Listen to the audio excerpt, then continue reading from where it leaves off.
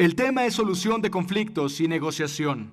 Y dado lo mucho que lidiamos con el conflicto en la iglesia, estoy sorprendido de que nunca antes hemos sondado este tema en cumbres pasadas. Para tratar el tema responsablemente, pedimos a uno de los principales expertos del mundo en el tema que está hoy con nosotros, el Dr. William Ury. Bill, como él prefiere, es el cofundador e investigador principal del programa de negociación de la Universidad de Harvard. Ha dedicado su carrera a ayudar personas a hacer puentes entre sus diferencias. Él me dijo antes de la sesión que le atraen las situaciones donde las personas en ambos lados de la mesa se han dado por vencidos. Ahí es donde su energía se acciona. Bill ha sido un instrumento en ayudar a cientos de conflictos en las últimas 3 décadas. Ha ayudado a lograr la paz duradera en lugares muy conflictivos como Irlanda del Norte, Sudáfrica, Indonesia, Venezuela y actualmente está trabajando con un país latinoamericano para resolver una guerra civil que ha hecho estragos por algunas décadas. Es coautor de un libro clásico de negociación, Llegando al Sí, con Roger Fisher, a quien tuve el privilegio de tener como profesor en la Escuela de Negocios hace pocos años. Llegando al Sí vendió más de 8 millones de copias, uno de los libros con más tiempo en los bestsellers desde que salió.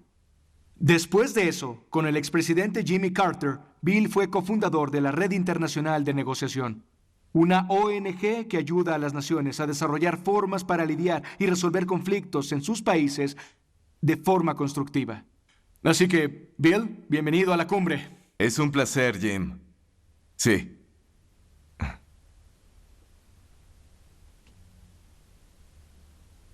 Bill, has dedicado tu carrera totalmente a ayudar a personas a construir puentes entre sus desacuerdos a la solución de conflictos. ¿Cómo te iniciaste? ¿Por qué te entregaste a esto? Pues yo, Jim, crecí durante la Guerra Fría, a la sombra de lo que llamábamos la bomba. Y nunca pude entender por qué. Por un conflicto entre 2 países, por importantes que fueran, podían poner en riesgo a toda la humanidad, quizás incluso toda la vida. Y como antropólogo, creo que si dentro de 1000 años volvemos hacia atrás a este momento de la historia humana, veríamos que fue el momento de reunión de la familia humana, un tiempo en que todas las tribus del planeta, todas las lenguas, todas las 16,000, tuvieron contacto por vez primera gracias a la revolución en comunicaciones, gracias a eventos como este donde reunimos a personas de todo el planeta unidos todos. Mi pregunta es, como en muchas reuniones familiares, no todo es paz y luz. Es decir, hay algo de conflicto, ¿sabes? Hay algo de injusticia, algo de inequidad, hay algo de resentimiento. Y la pregunta es, ¿cómo aprendemos a vivir unos con otros? ¿Cómo aprendemos a lidiar con nuestras profundas diferencias? A esa pregunta he dedicado toda mi vida. Bueno, ¿por qué es este tema? ¿Por qué crees que es relevante? Es decir, algunos dirán que yo no soy un negociador y que esto no es para mí, ¿y tú difieres? No. ¿Por qué? Porque veo a la negociación ampliamente como el acto ida y vuelta en comunicación. Tratas de llegar a un acuerdo. Tienes algunos intereses que mantienen cosas comunes como en una relación. Y tienes otros intereses en tensión. Ahora piénsenlo por un momento. Piensen en sus vidas. Piensen con quién negocias a lo largo del día. Quizás con tu familia, con tu esposa, con tus hijos, con tus padres. Vas a tu lugar de trabajo, con tus colegas, tus socios, tus directivos, tu congregación, con proveedores, los que forman parte, gobiernos. Piensen, si tuvieran que hacer un estimado, piensa cuánto tiempo pasas hablando. En el acto de hablar en 2 vías, la comunicación tratando de llegar a un acuerdo sobre algo incluso pequeño. Una cifra aproximada, ¿cuál es el porcentaje? ¿Cuántos dirían que es al menos 1/4 del porcentaje? Alcen la mano si al menos 1/4 de su tiempo que pasan involucrados en ese proceso. Si no les importa, simplemente alcen las manos por ahí. Ok, veo muchas manos. Déjenlas arriba si es la mitad de su tiempo. ¿Saben? Cualquiera que sea el porcentaje, si estamos negociando literalmente desde que despertamos en la mañana hasta que nos acostamos, quizás no lo consideremos negociación. Y si lo piensas, menciona las 10 decisiones más importantes que tomaron el año pasado. Las que realmente afectaron a su iglesia, a su organización. ¿Cuántas hubieran podido tomar solos, unilateralmente? ¿Y cuántas las tienes que tomar con alguien más? Mediante algún proceso conjunto de toma de decisiones, algo que de hecho llamaríamos negociación. Creo que la mayoría, quizás todas. Así que la negociación es el proceso preeminente para tomar decisiones, sea en la familia, la iglesia, el trabajo.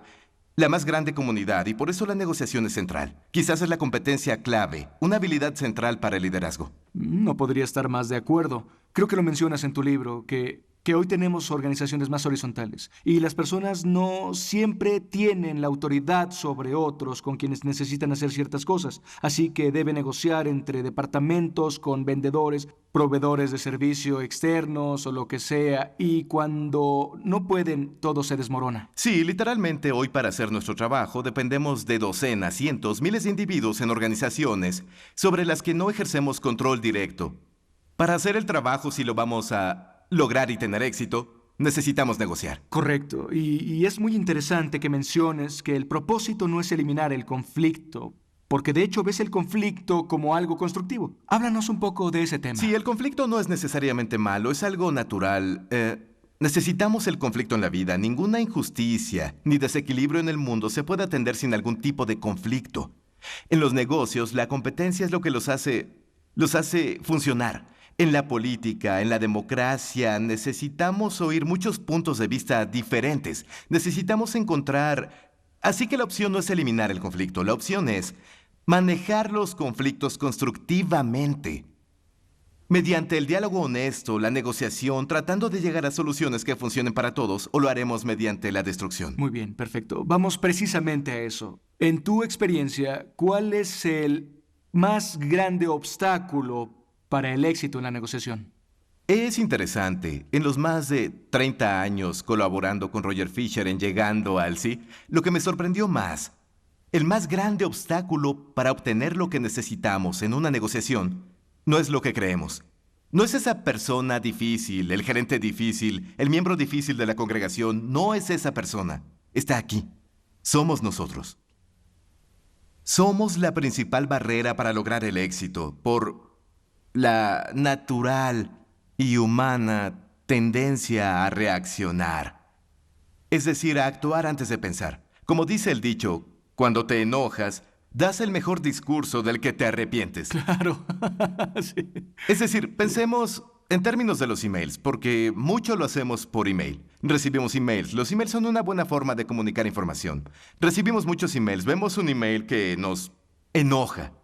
El botón más tentador en la pantalla es el de responder. Sabemos Sí. que es instantáneo. Recibes de inmediato satisfacción. Lo peor es que le das al de responder a todos. Claro. Y de repente todos reciben ese email y ves que los conflictos escalan. Sí. Saben, el botón más importante es el que nunca usamos, el de guardar como borrador. Escribes y Sí. sales a dar la vuelta a la cuadra, llamas a un amigo. El éxito, la clave fundamental para una buena negociación es poder ir. Uso la metáfora de salir al balcón. Es casi como negociar en un escenario. Parte de tu mente se va mental, emocional, espiritualmente a un balcón, un lugar donde tengas más perspectiva, un lugar de claridad, como Patrick mencionaba. Un lugar de claridad donde pongas los ojos en la meta. ¿Por qué estamos aquí? ¿Qué es lo que realmente queremos lograr? Esa es la clave. Me gustaría contarles un relato personal como ejemplo. Adelante. Hace unos años estaba trabajando en el país que mencionaste, en Venezuela. 1 millón de personas salió a la calle a pedir la caída del presidente, el presidente Chávez. 1 millón salió a la calle a apoyarlo. El país estaba muy polarizado y yo me involucré como mediador trabajando con el presidente Carter, de hecho. Y en un punto tuve una reunión con el presidente. A las 9, le gustaba trabajar de noche en su palacio presidencial. Fui, esperé pacientemente hasta 9:30, 10, 10:30, 11. Finalmente, a la medianoche me llevaron a ver al presidente. Esperaba hallarlo solo, de hecho estaba con todo su gabinete en fila detrás y dijo... Entonces, Bill, ¿cómo han ido las cosas? Y le dije, pues señor presidente, hablé con sus ministros de gobierno y con la oposición. Me parece que ha tenido algún progreso. Dice, ¿cómo que he tenido progreso? No has visto nada, te engañaron, eres totalmente ingenuo, no ves lo que hacen los otros lados, son traidores. Y se inclinó hacia mi rostro muy cerca, más cerca que nosotros, y comenzó a gritarme por aproximadamente 30 minutos. Wow. Bien. Increíble. Ahí estaba y pensaba... ¿Tenía su machete? Sí, casi. Estaba ahí y pensaba, no soy ingenuo, y pensaba, ¿qué voy a hacer? ¿Sabes? Esa sensación de estar avergonzado, incómodo, tanto trabajo desperdiciado, ¿sabes? La mente piensa así, y entonces recuerdo, espera un minuto. Estoy por entrar en una discusión. Dije, espera un minuto. Es de mi interés entrar en una discusión con el presidente de Venezuela, y pude justo salir al balcón y pellizcarme la mano, darme un poco de dolor para mantenerme alerta, y me dije, no, solo lo voy a escuchar. Así que solo lo escuché y tras 30 minutos solo se puede llegar hasta cierto punto si el otro no está echándole más leña al fuego. Después de 30 minutos, sus hombros se encogieron un poco y en un débil y cansado tono de voz me dijo, Uri, ¿qué debo hacer? Y le dije, señor presidente, creo que el país entero debe salir al balcón. Porque, sabes, casi era Navidad. La Navidad anterior, todas las festividades se habían cancelado por el conflicto. Dije, den a todos un descanso, que pasen Navidad con sus familias. Volveremos en enero y reiniciamos las conversaciones. Dijo, es una gran idea. De hecho, cuando haga mi ronda navideña por el país, debes venir conmigo para ver el país. Dijo, espera un minuto, eres neutral. No hay problema, te daré un disfraz. ¿Un disfraz? Un disfraz. Pero lo que aprendí de eso es que quizás de los más grandes poderes que tenemos en una negociación es el poder de no reaccionar.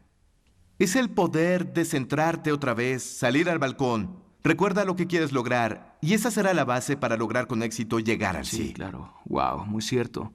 Muy bien, así que esas son algunas cosas que nos impiden negociar bien. Nosotros, los principales en esa línea. ¿Cuáles son las 4 cosas más significativas, las habilidades que debemos desarrollar para poder negociar adecuadamente? Pues debes enfocarte en la gente. Somos seres humanos, negociamos con seres humanos. Concéntrate en sus intereses, en sus necesidades. Debes ser creativo y dar opciones creativas para responder a las necesidades de todos. Ser justo. Aplicar criterios objetivos. ¿Cómo resuelves problemas que no se resuelven fácilmente? Muy bien, hablemos de la primera. Analicemos un poco cada una con más detenimiento. La primera, ¿cómo personas separan a más personas del problema? Háblanos de eso, por favor. Quizás los 2 errores más comunes sean pensar que esa persona es realmente importante, es un cliente clave, un miembro de la congregación clave. Terminamos siendo blandos con la persona, y al ser blandos con la persona somos blandos con el problema. Al final no resolvemos el problema. O cometemos el error contrario, creemos que tenemos un gran problema, debemos reducir costos. Somos duros con el problema, terminamos siendo duros con la persona. Y la gente impide que lidiemos con el problema. Lo que vemos que los buenos negociadores hacen es que casi dibujan una línea a la mitad de su cabeza, separando a las personas del problema. Simultáneamente, pueden ser blandos con la persona mientras siguen siendo duros a lidiar con el problema. De hecho, entre más dura la necesidad de lidiar con el problema, más blandos debemos ser al lidiar con las personas para que sus emociones, sus egos, sus personalidades no sean un obstáculo a lidiar con el problema. Ser blando significa escuchar, es decir, por una razón, ¿sabes? Es que Dios nos dio 2 oídos y una boca para que escuchemos el doble de lo que hablamos. Debemos ponernos en el lugar de la otra parte, es decir, si preguntaran cuál es la aptitud más importante, puede ser esa habilidad para ponerse en el lugar de la otra parte. Entender cómo se sienten, entender cómo se siente estar en su lugar, porque finalmente la negociación es un ejercicio de influencia. Tratas de cambiar el pensamiento de alguien. ¿Cómo va a ser posible que cambie su mente si no sabes dónde está esa mente? El respeto. La habilidad para mostrar respeto que suele hacerse escuchando para mí es totalmente menospreciada. La menor concesión en una negociación es ofrecerle al otro respeto humano básico, escucharlo, porque no cuesta nada y significa todo para ellos. Claro. Recuerdo haberme identificado cuando leí el libro hace algunos años, pues como creyente, como cristiano, uno de los frutos del Espíritu es bondad. No queremos ser groseros con la gente, entonces luchamos con ser blandos con las personas y eso nos hace blandos con la situación. Y cuando separas eso, puedo ser amable con la persona y atacar fuertemente el problema sin dejar de ser amable con la persona. Realmente hizo eco en mí, de verdad. Cambió muchas conversaciones y negociaciones con personas en mi caminar. Eso es porque esencialmente lo que estás tratando de hacer es cambiar el juego. De estar frente a frente en confrontación, donde los enemigos se miran unos a otros en la mesa y ambos, metafóricamente, quizás literalmente al mismo lado de la mesa, lado a lado, atacando el problema juntos. Atacando el problema, Pero sí. no hay razón para no estar lado a lado resolviendo el problema al mismo tiempo. Bien, la segunda, enfocándonos en intereses, no posiciones. Explícanos Claro. eso. Casi toda negociación gira sobre las posturas, lo que decimos que queremos, sabes, los dólares y centavos, los términos y condiciones, las cosas concretas. De hecho, lo que tratas de hacer en una negociación es responder a los intereses subyacentes, las necesidades o deseos, preocupaciones, temores o aspiraciones de la gente. La clave en negociaciones siempre es sondear tras las posturas a los intereses subyacentes. Pues con frecuencia terminamos en las negociaciones como los proverbiales. Los dos niños que peleaban por una naranja. Cada uno quiere la naranja. Así que cortamos la naranja en dos. Y una niña toma su mitad y pela la fruta y se come la fruta. La otra toma su mitad, la pela, tira la fruta y usa su media cáscara para un pastel. En otras palabras, una acaba con media cáscara y la otra con media fruta. Si hubiéramos pensado en los intereses subyacentes, que eran cocinar y comer, hubiéramos terminado con toda la cáscara una y toda la fruta la otra. La clave en negociación es siempre preguntar ¿por qué? ¿Por qué quieres eso? Tras esa postura, ayúdame a entender tus necesidades. De eso se trata una buena negociación. Muy bien. Siguiente. Desarrollando múltiples opciones. ¿Por qué es tan crítico el proceso? Porque la clave, lo que aportamos a una negociación es nuestra habilidad para ser inventivos, creativos. Cuando sabemos esos intereses, entonces podemos plantear posibilidades creativas, porque tras las posturas, los intereses, podemos preguntarnos que hay muchas maneras de hacer esto. Déjame darte un ejemplo. En las relaciones internacionales de Jimmy Carter, cuando era presidente, Israel y Egipto estaban en guerra entre ellos por la península del Sinaí, donde Moisés recibió los mandamientos, un trozo de desierto enorme. E Israel ocupó el Sinaí, y Egipto demandó lo devolvieran. Esas eran sus posturas. Israel decía, solo les devolveremos una parte, nos quedamos con un tercio o un cuarto. ¿Dónde iba a estar la línea? Todo era sobre posturas. Pero en Campo David, lo que pudieron hacer fue ver tras esas posturas y averiguar los intereses subyacentes. Para los egipcios, ¿sabes por qué lo querían todo? Pues dijeron, nuestro interés es la soberanía. Esa tierra es nuestra desde el tiempo de los faraones y la queremos de vuelta.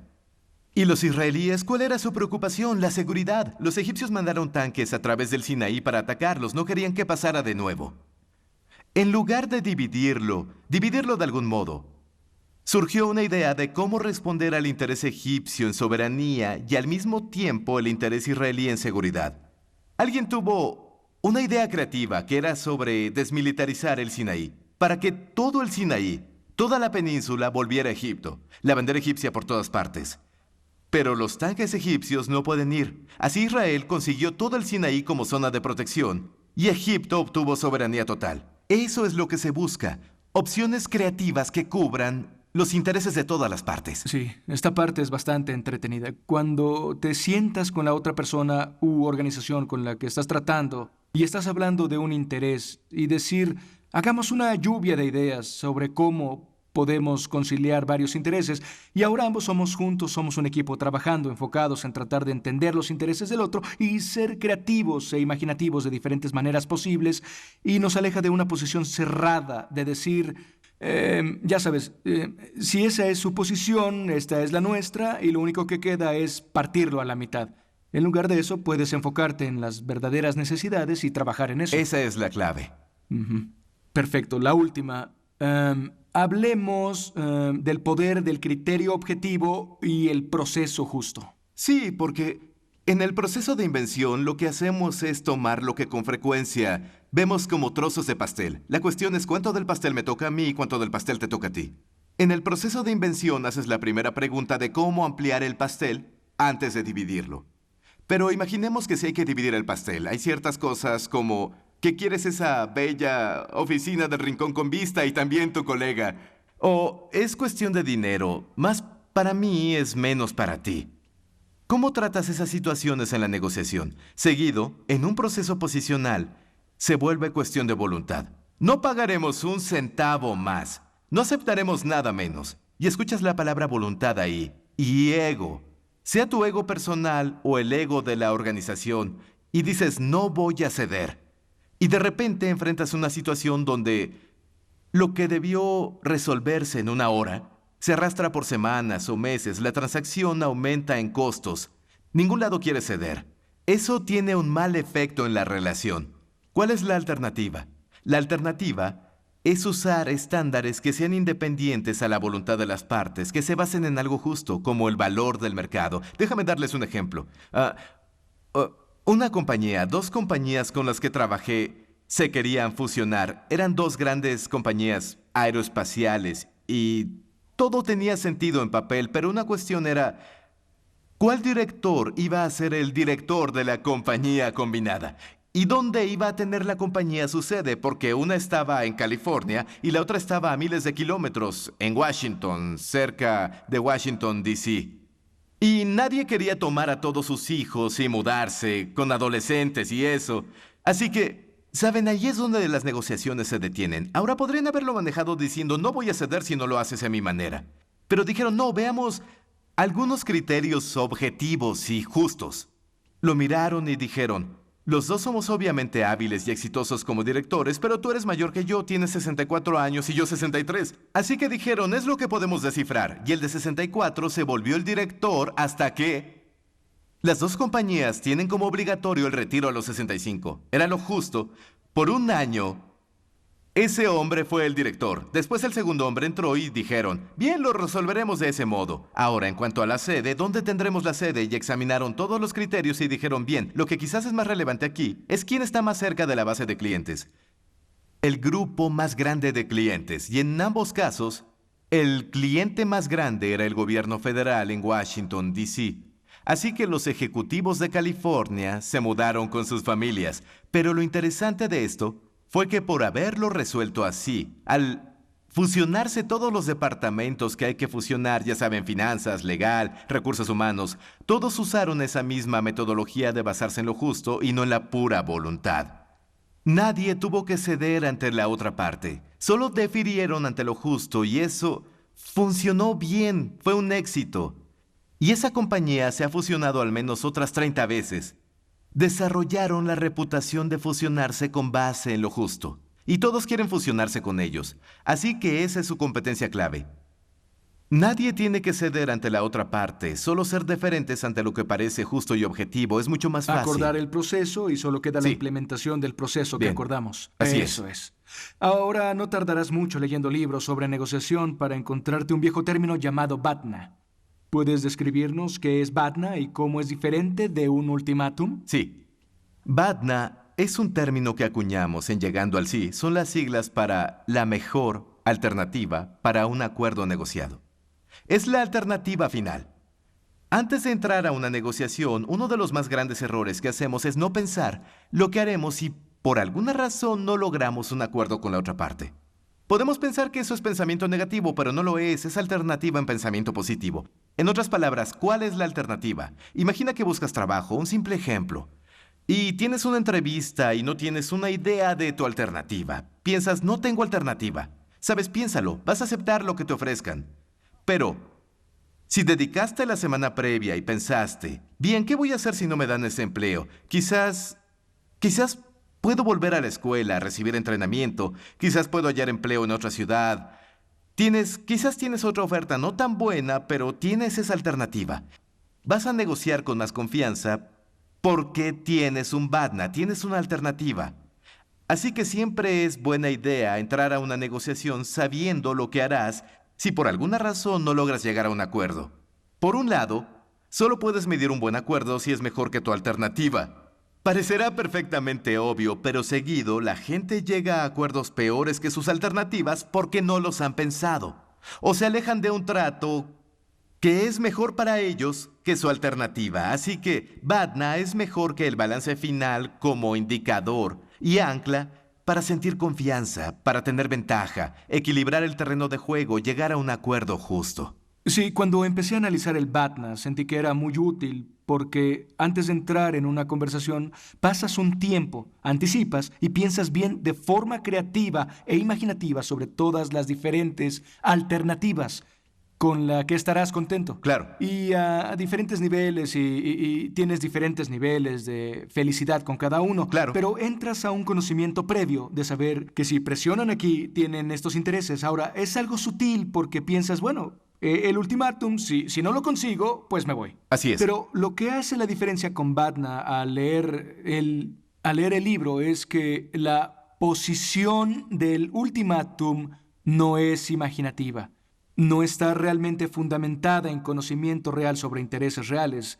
Quiero decir, $10, si no consigo $10, me voy. Así es. No he hecho ninguna preparación previa Claro. real que me lleve a conocer mis intereses y saber que si algo sucede, cómo puedo reaccionar. Sí, eso es. Así que abre las puertas en términos de poder lograr un acuerdo en lugar de entrar pensando, necesito conseguir ese número a toda costa. Así es. Y te enfoca en tus intereses, porque Badna es tu mejor alternativa para satisfacer tus intereses, en lugar de tu postura. Eso es. Bueno, Bill ha sido un hombre completamente dedicado a transmitir la paz por todo el mundo.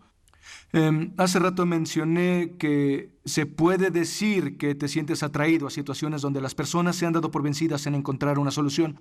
Y he estado en el Medio Oriente algunas veces en los últimos años, he hablado con líderes de todas las partes que están en esa situación allá, y debo admitir que de todas las situaciones en el planeta en la que no tengo mucha esperanza de alcanzar solución es la que ocurre en el Medio Oriente. ¿Tienes esperanza en lo que está sucediendo allá y piensas traer alguna especie de solución para ellos? Bueno, Jim, sabes, es una historia antigua. Hay un dicho que dice que algunos conflictos son tan difíciles que solo puede sanarlos una historia. Y para mí, la historia de Abraham tiene ese potencial. Es decir, todos conocemos la historia. Sabes, Abraham escucha el llamado del Señor a dejar la casa de su padre y partir en un viaje a lo desconocido. Y se va con su familia, y de algún modo todos estamos aquí gracias al viaje de Abraham. Todos somos sus descendientes. Y para mí, mi sueño es que revivamos una forma antigua de hacer la paz, que es caminar lado a lado, hombro a hombro, caminando en una misma dirección que los pasos de Abraham. ¿Podremos hacerlo?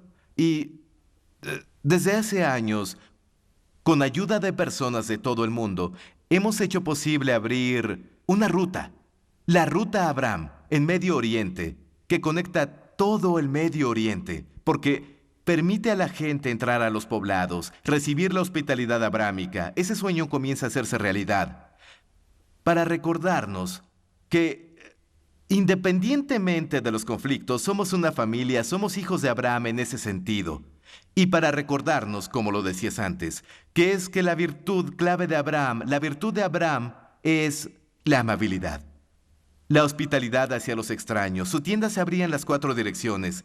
Así que ahora, toda la ruta desde Orón, hoy sudeste de Turquía, donde oyó el llamado, toda la ruta hasta Hebrón, donde está enterrado, hay lugares donde nuestro equipo ha abierto cientos de kilómetros para que la gente camine y viaje, caminando en los pasos de Abraham para empezar a reconectar a la familia humana paso a paso. Si lo piensas, esa ruta es como un gigantesco balcón, un sitio donde obtener perspectiva y recordar qué es lo importante. Y quiero invitarlos a ustedes y a sus congregaciones a que consideren ayudar a hacer la ruta real caminando. Hay un viejo poema español que dice: caminante, no hay camino, se hace camino al andar, que significa que el viajero marca el camino de su vida, entonces sí, el camino hacia el andar. Vengan a caminar con nosotros. Nuestro sitio web es abrampath.org y nuestro lema es menos hablar, más caminar. Claro.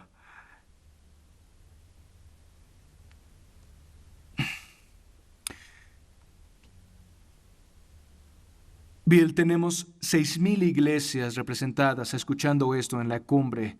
Unas palabras finales a los líderes de estas iglesias que ayuden a resolver conflictos correctamente y que puedan pastorear en paz con niveles más altos en nuestras iglesias que las anteriores. Bueno, déjenme contarles una última historia de un Abraham americano, Abraham Lincoln. Sabes, durante nuestra guerra civil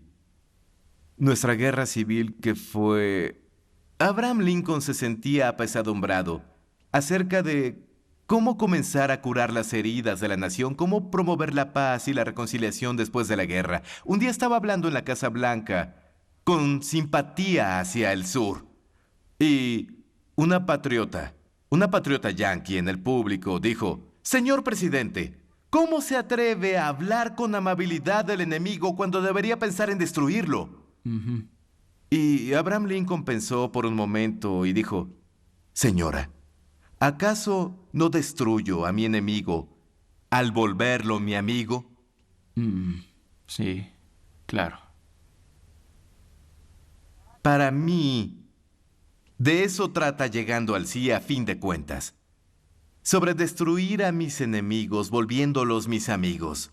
Así que quiero desearles en todo el mundo. Les deseo mucho éxito para llegar al sí. Muchas gracias. Gracias a ti.